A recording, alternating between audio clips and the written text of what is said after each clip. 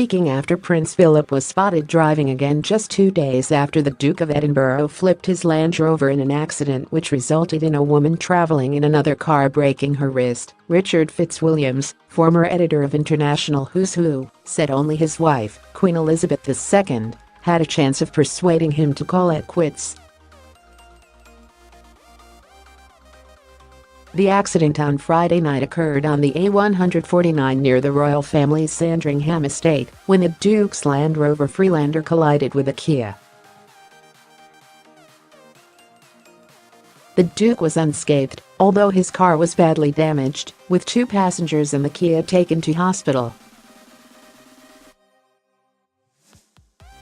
Fortunately, a 9-month-old baby traveling in the car with them was also unscathed. Mr Fitzwilliams said, "Prince Philip is someone who has carved a niche in our national life through his resilience, as he had a tough childhood and was an outsider as a royal consort, and through his unquestioned dedication to the Queen. He is a highly respected, if occasionally controversial figure." The Duke retired from public life last year, but continues to be as active and independent as possible. Mr Fitzwilliams added, "Undoubtedly what motivates him is doing things his way. As old age inevitably slows him down, he naturally intends to keep as much of his independence as he can in his well-earned retirement." He was in his element in the Navy with a distinguished war record and is famously fond of speed and fascinated by technology. Slowing down is not in his nature. He still carriage drives, a sport in which he has become an expert, at 97. He walked away after being helped out of his car after the crash and seems simply indestructible. The soubriquet Iron Duke suits him well. However, Mr Fitzwilliams added the photographs of the scene underline the extremely serious nature of the accident. He said, "It sparked a national debate about whether elderly people should be permitted to drive."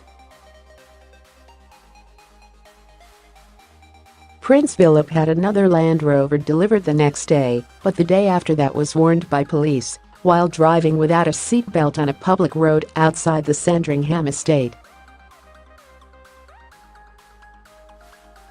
The crash is being investigated by police, and a passenger in the other car involved, Emma Fairweather, who suffered a broken wrist, has been complaining to the press about royal ingratitude.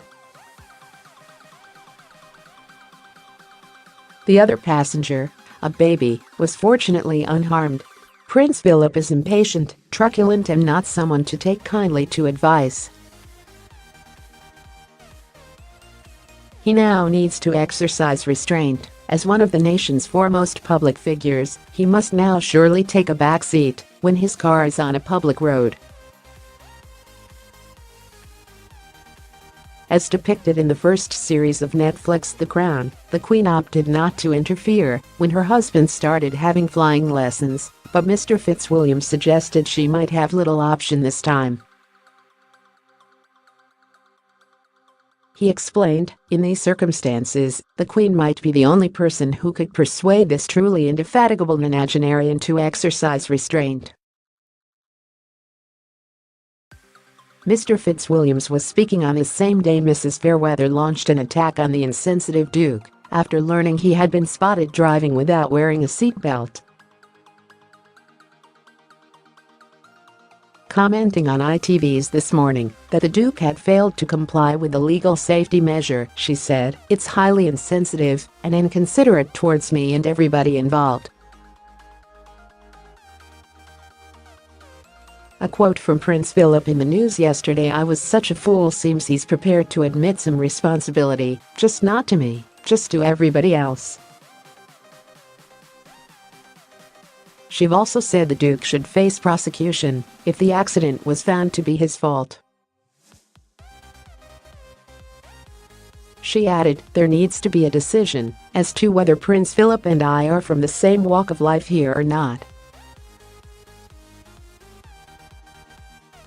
I feel that his treatment has not been the same as mine.